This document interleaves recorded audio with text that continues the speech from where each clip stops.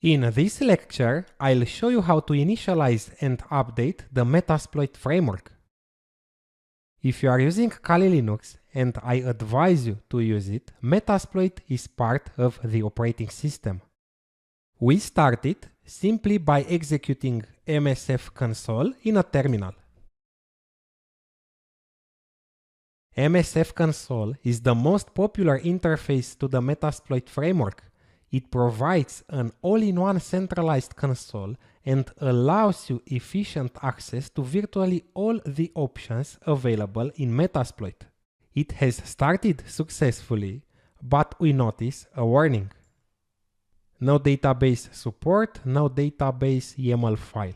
The Metasploit framework provides backend database support for PostgreSQL. The database stores information such as host data and exploit results.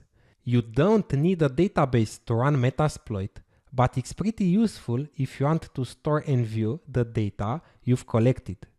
To get rid of this warning and set it correctly, we have to start up PostgreSQL server, which is used internally by Metasploit. I'm opening another terminal and starting PostgreSQL as root. The default password is Kali. Okay, so systemctl start PostgreSQL. Let's check its status. Systemctl status PostgreSQL. Okay, it's active. PostgreSQL is running, but it will not be automatically started after a restart, and to avoid starting it manually each time, we set it to start automatically. So systemctl enable PostgreSQL. Now the database server required by Metasploit will start automatically at boot time. The next step is to create and initialize the Metasploit database with msfdb init command. So msfdb init.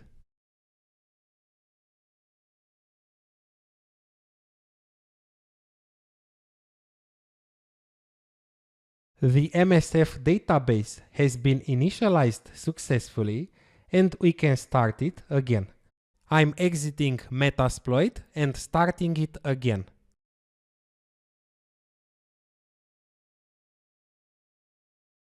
It's starting. Notice that there is no warning this time. Let's move on and see how to update Metasploit.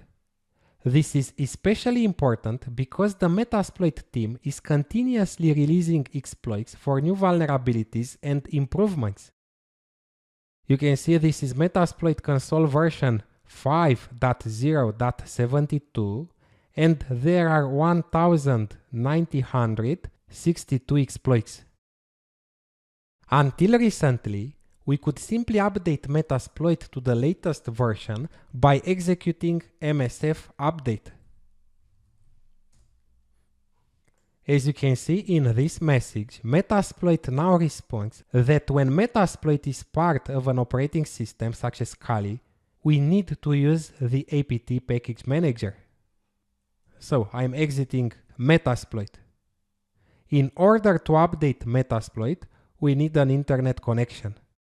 Remember that I have set up an internal network and there is no internet connection. I'm gonna enable the internet connection by temporarily setting the network in bridge mode. I'm disconnecting the interface and then connecting it again. I want it to request a new IP address. Perfect. This is the private IP address of my LAN. The internet connection is up and running. So apt update && apt install Metasploit framework.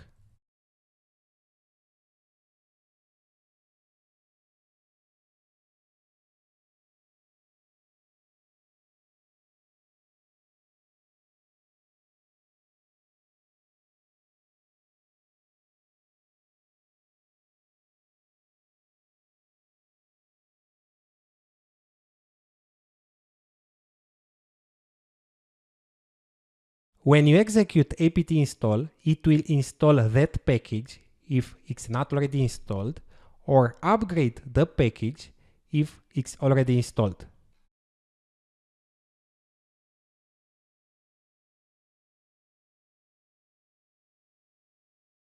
Okay, it's done. If we try to start MSF console at this moment, we'll probably get an error. Ruby programming language is the heart of Metasploit and needs to be updated as well.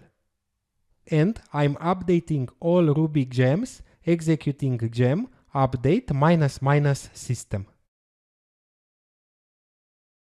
You can also execute gem install bundle.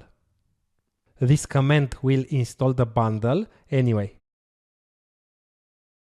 This can take a few tenths of seconds or a minute. Okay, it's done. Don't forget to configure the network in net mode again. This is necessary for the next lectures. I want a private net network for Kali and Metasploitable. Let's start the Metasploit console.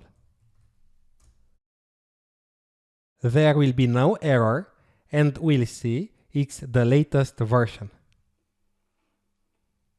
No error, no warning, and it's a newer version. As I remember, it was 5.0.73 and now the version is 5.0.80 and there are more exploits available.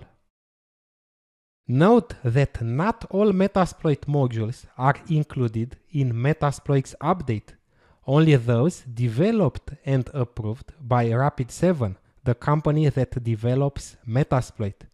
If you have developed a new module or found one on GitHub, you will need to add them manually. Okay, that's all. In the next lecture, I'll show you how to use MSF console.